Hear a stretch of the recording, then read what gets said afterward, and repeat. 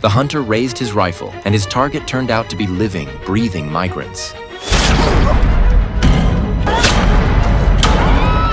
Everyone scattered, but in the open desert they were nothing more than moving targets.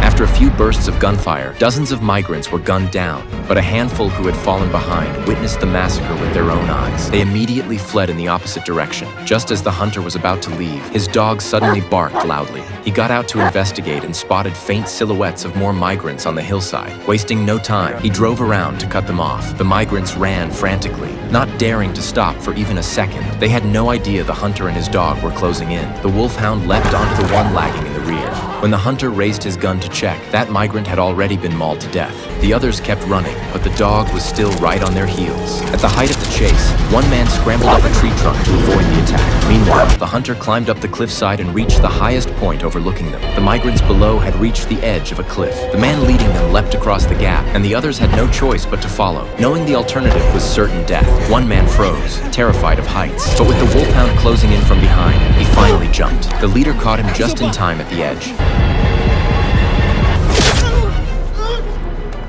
Then the frightened man bolted again. A few moments later, just when the group thought they were safe, the dog reappeared ahead of them. They scrambled upward, but the animal pursued relentlessly. By then, the hunter himself had arrived and was about to fire. The man fell down. The man who had fallen earlier wasn't dead. He cried out desperately for help. The hunter calmly walked up and shot him point blank.